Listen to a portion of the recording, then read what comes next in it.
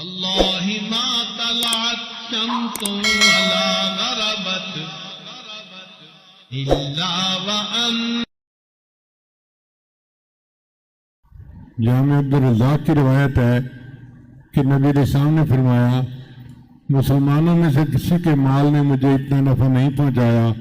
جتنا ابو بکر کے مال نے نفع پہنچایا،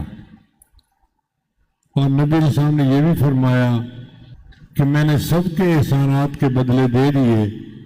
ابو بکر کے احسانات کا بدلہ قیامت کے دن اللہ دے گا۔ آپ لوگ اندازہ لگائیں کہ نبی علیہ السلام پر کتنے احسانات کیے ہوں گے ابو بکر نے، کہ نبی علیہ السلام خود فرماتے ہیں میں نے سب کے احسانات کے بدلے دے دیے مگر ابو بکر تیرے احسانات کا بدلہ اللہ دے گا۔ اور نبی علیہ السلام نے یہ بھی فرمایا ان اللہ یتجلی للخلق عامہ ولکن لابی بکر خاصہ، قیامت کے دن اللہ سب کے لیے عام تجلی فرمائے گا اور ابو بکر کے لیے خاص تجلی فرمائے گا۔ خاص تجلی کا کیا مطلب کہ عام لوگوں کو تو اپنا اللہ دیدار کروائے گا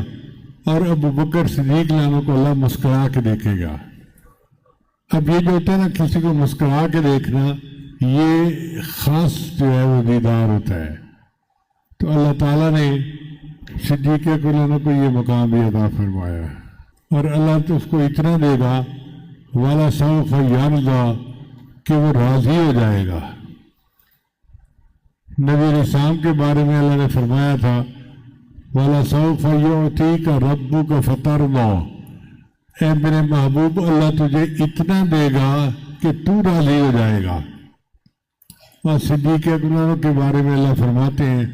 وَلَسَوْفَ يَرْضَىٰ، قیامت کے دن اس کو بھی راضی کر دیا جائے گا۔ اللہ تعالیٰ نے کیا مقام دیا اپنے محبوب کے یار غار کو کہ فرمایا کہ قیامت کے دن میں اتنا دوں گا کہ اس کو راضی کر دیا جائے گا۔